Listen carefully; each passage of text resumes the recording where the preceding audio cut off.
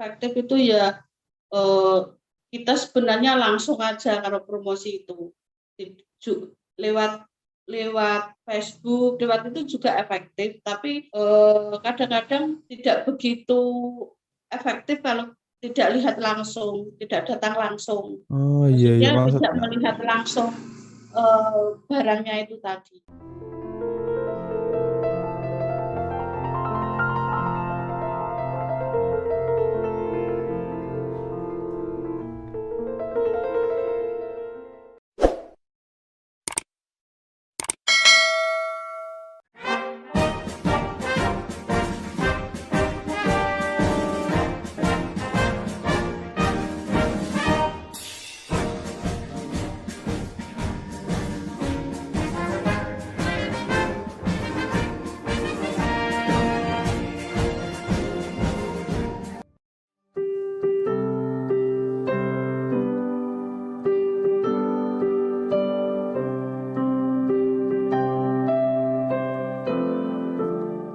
Assalamualaikum warahmatullahi wabarakatuh. Kembali lagi bersama saya Bambang GR Sadono di channel Bangsa TV, di mana pada channel ini kami mencatat prestasi, mendorong kreasi, dan membangun motivasi. Pada hari ini kami kedatangan tamu yang sangat spesial, yaitu Ibu Yayu Rahayu dari UMKM Batik Nusantara Blora, di mana pada sesi wawancara ini nanti kami akan membicarakan mengenai Pak Bambang Sadono dan bagaimana dulu, maksudnya kan seperti yang kita tahu Pak Bambang kan berasal dari Blora seperti itu. Dan bagaimana hubungannya dan bagaimana hubungannya Pak Bambang dengan UMKM ini, maksudnya ada wawancara yang lalu juga dengan Batik Tegal, lah ini kita mungkin lebih mengarah ke Batik Blora seperti itu. Namun sebelumnya selamat pagi Bu Yayu, bagaimana kabarnya nih? Alhamdulillah, kabar saya sehat, baik-baik saja. Alhamdulillah Rabbil Alamin. Kalau kegiatan akhir-akhir ini apa nih Bu yang dilakukan ini Bu? Saya masih memproduksi batik, Mas. Oh iya, berarti maksudnya ya ini kan sedang pandemi juga, nggih. Maksudnya apakah itu sangat berpengaruh dalam penjualan Bu? Maksudnya ya bisa online, tapi bagaimana Bu kabarnya buat Batik Blora ini? Ya, pada waktu awal-awal pandemi kemarin itu memang ada penurunan banyak sekali, Mas. Lebih dari 60%. Hampir saya juga penjualan per bulannya cuma sedikit-sedikit. Tapi alhamdulillah sekarang sudah mulai agak normal.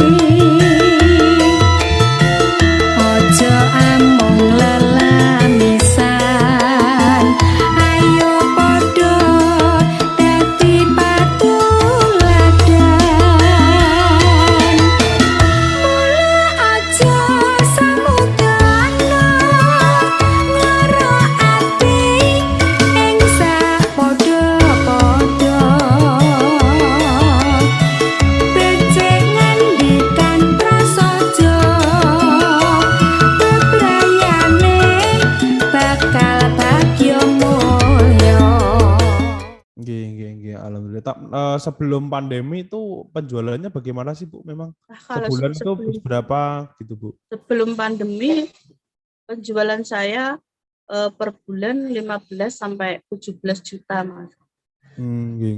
Kemudian pas pandemi menurun seperti itu nggih Bu. Nah itu Bu Yayu sendiri. Pandemi kemarin menurun sangat drastis. Saya cuma sebulan itu kadang saya cuma dapat 2 juta, 1 juta.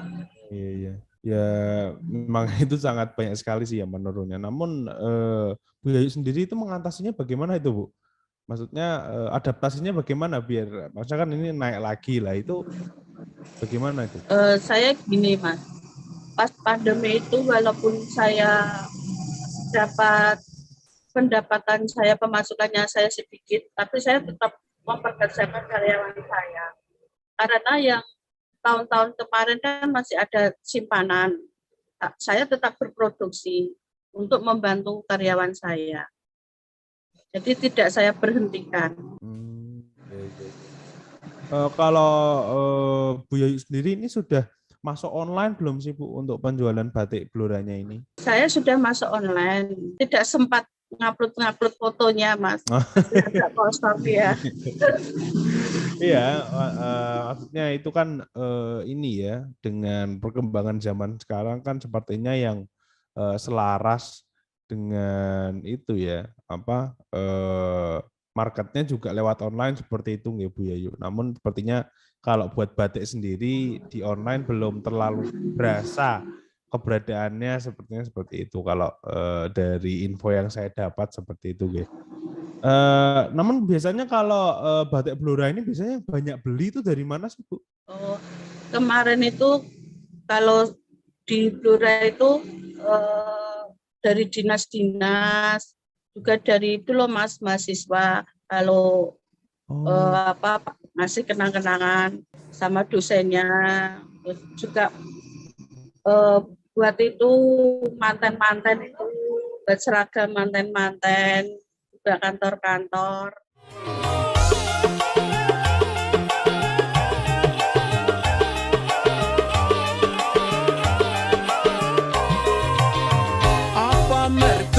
Susu atiku tresno ning sliramu cah ayu bocah desa muga wae atimu isih selong nrimo tresnaku ikhlas manjing dodol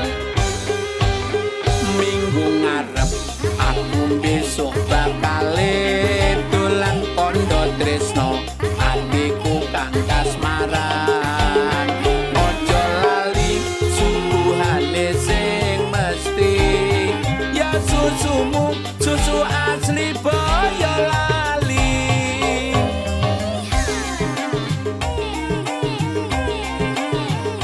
Iya.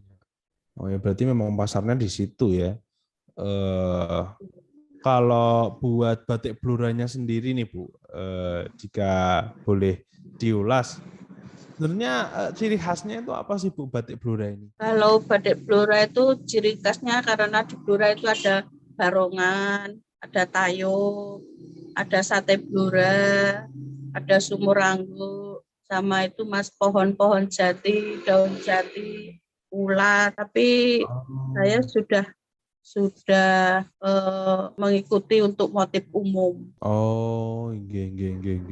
Kalau pertama kali munculnya Bu Yayu sendiri tahu nggak Bu ini kapan pertama kali batik Blora ini muncul? Pertama kali saya buat batik itu pada tahun 2011.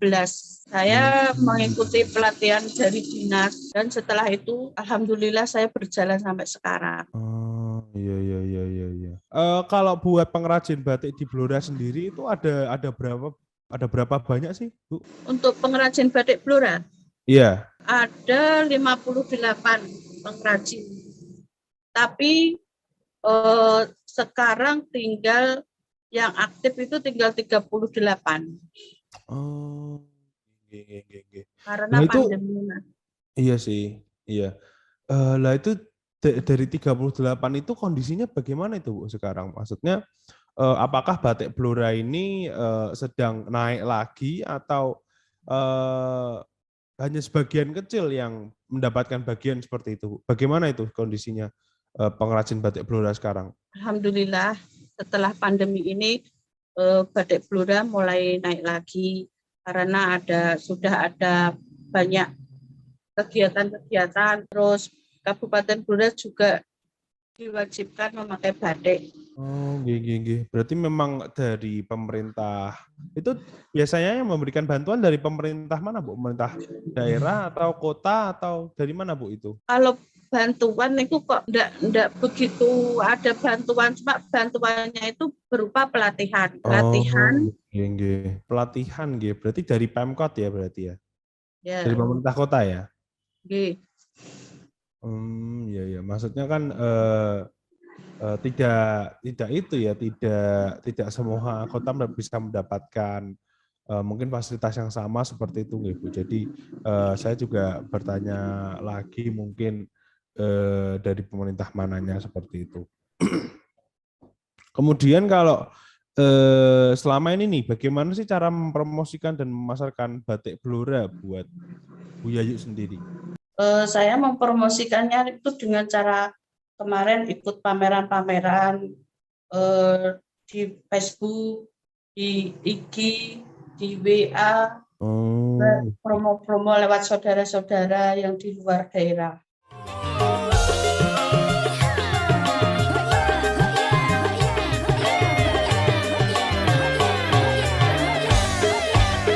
Kenangan indah aku dolan ning omahmu nalikane pengen pedhok sliramu. Mbok sukui aku minuman susu tak icipi pancen enak susumu. Tekane omah aku ora bisa turu tansah eling aku karo susumu. Sungguh enak rasa sangat bermutu. Susu boyo lali kelangenanku.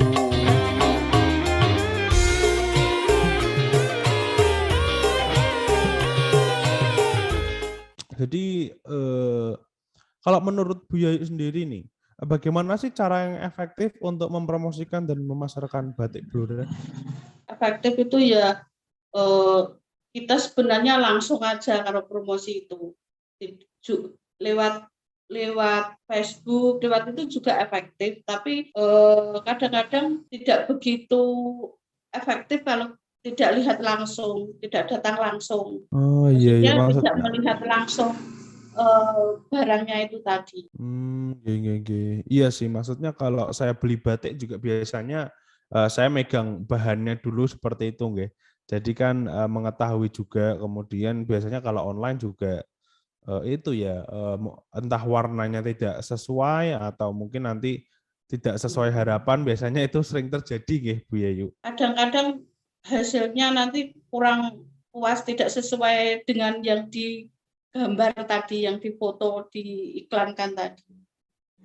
Iya. Mungkin kemudian ini kita bergeser ke Pak Bambang Sadono, nggih. Maksudnya ini kan dalam rangka itu ya, Pak Bambang sendiri sudah menginjak usia yang ke 65 sehingga ini kami wawancara orang-orang terdekatnya ya, maksudnya yang mungkin pernah berinteraksi atau mengetahui bagaimana dulu Pak Bambang itu dulu seperti apa, seperti itu. Jadi kalau buat Bu Yayu sendiri ini sejak kapan sih Bu Yayu mulai kenal dengan Pak Bambang Sadono? Saya kenal Pak Bambang Sadono sudah lama, Mas. Dulu saya juga ikut ke partai ya, jadi sering ketemu sama Pak Bambang. Ya, dulu ikut Golkar, jadi sering kalau Pak Bambang ke Blora, mesti saya diundang. Terus juga pernah Pak Bambang datang ke tempat saya, memborong batik saya, melihat barongan anak-anak itu. Jadi Pak Bambang itu orangnya baik, ramah dan tidak sombong. Itu tahun berapa nggih Bu? Maksudnya kalau kenal pertama kali itu ceritanya bagaimana itu Bu? Kenal pertama kali itu saya masih belum menikah, Mas. Pak Bambang itu masih jadi di Blora, maksudnya belum ke DPD. Sekarang DPD ya, Mas.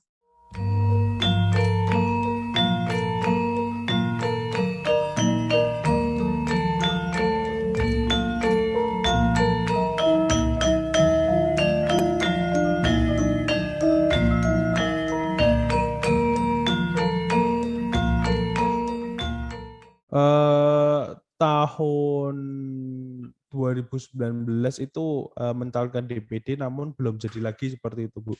Iya. Berarti ini sebelum itu ya sebelum pencalonan gubernur ya berarti? Sebelum.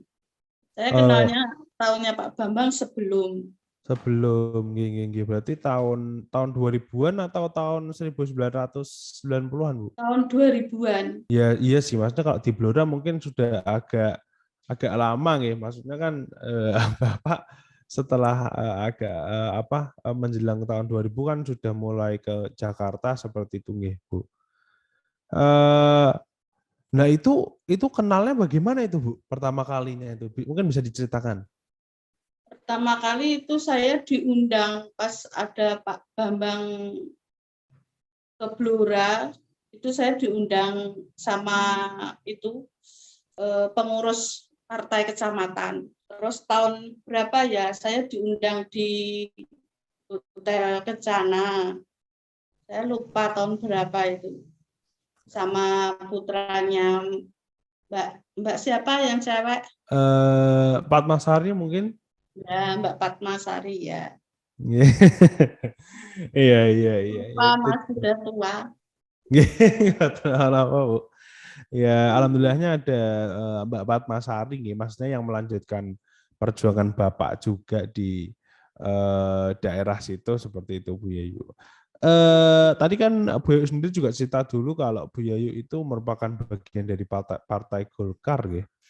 Nah, itu mungkin bisa diceritakan dulu kegiatan apa saja yang sering diikuti oleh Bu Yayu dan Pak Bambang itu dulu kegiatannya apa saja sih, Bu? Sering mengikuti sosialisasi, terus ada pokoknya saya sering diundang itu loh, Mas, saya lupa.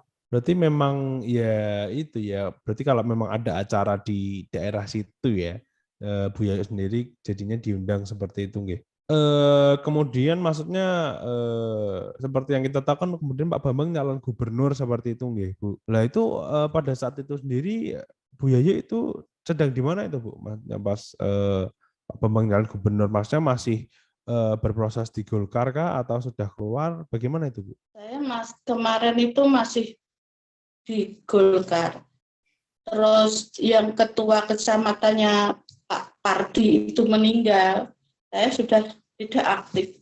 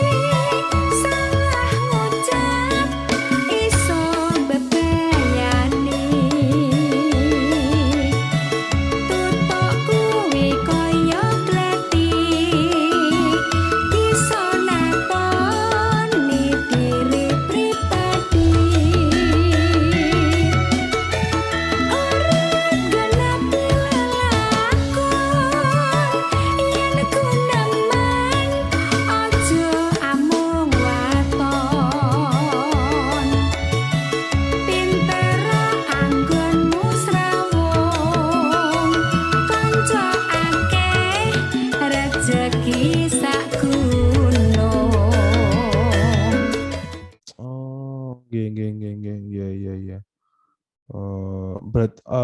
Mulai tidak aktifnya itu tahun berapa itu, Bu? Saya tidak aktifnya tahun 2000-an sekian. Berarti 2008 saya masih. Berarti memang mungkin pada saat Pak Bambang itu jadi DPRD Jateng berarti ya. Kalau memang pasca 2008. Kemudian ya mungkin bisa dibilang sangat disayangkan seperti itu nggih. Namun pada saat Pak Bambang di DPRD kemudian di DPD itu masih komunikasi, Bu, itu? Masih, Pak Bambang kadang-kadang WA saya, masih menanyakan. Terus kalau ada apa, Pak Bambang masih ingat saya. Kayak seperti ini, saya juga di WA Pak Bambang. Iya, maksudnya biasanya Pak Bambang memang itu suka mendukung UMKM di berbagai kota seperti itu, mungkin untuk jaringan atau memang ya salah satu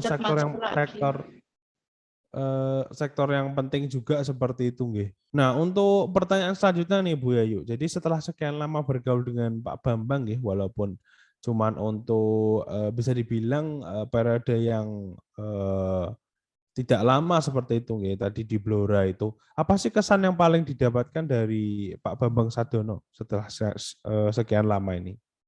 Orangnya perhatian, orangnya baik hati, perhatian sama tidak pilih-pilih mana yang nggak punya, mana yang punya, mana yang kaya, mana yang miskin, nggak pilih-pilih. Kalau ke Blora sering melihat produksi saya. Nggih, memang itu ya, kemarin sendiri Bapak bersama saya juga, Ibu juga sebenarnya ke Blora mungkin, tapi belum sempat ke tempatnya Bu Yayu mungkin ya. Jadi mungkin lain kali nanti bisa sharing-sharing lagi ya, maksudnya dengan Bapak juga, dengan saya. Kemudian untuk pertanyaan terakhirnya ini, Bu Yayu, jadi setelah itu nggih, menginjak usia 65 tahun ini ya, Pak Bambang sendiri kan sudah masuk ke dunia media sosial, terutama di kanal YouTube seperti itu nggih. Nah, apa sih harapan ke depannya untuk Pak Bambang Sadono dari Bu Yayu? Monggo. Harapan saya semoga Pak Bambang Sadono walaupun di usia 65 harusnya Pak Bambang masih semangat. Semoga sukses doa saya. Nggih. Amin ya rabbal alamin. Mungkin ya semoga doanya terkabulkan juga, moga-moga juga doa yang dipanjatkan kembali menjadi berkah untuk Bu Yayu sendiri nggih. Alhamdulillah ini sudah menjadi sesi wawancara yang bermanfaat bagi saya. Moga-moga bermanfaat bagi penonton dan juga bagi Bu Yayu sendiri seperti itu. Mungkin sebelum kita tutup ada kata-kata penutup dari Bu Yayu mungkin.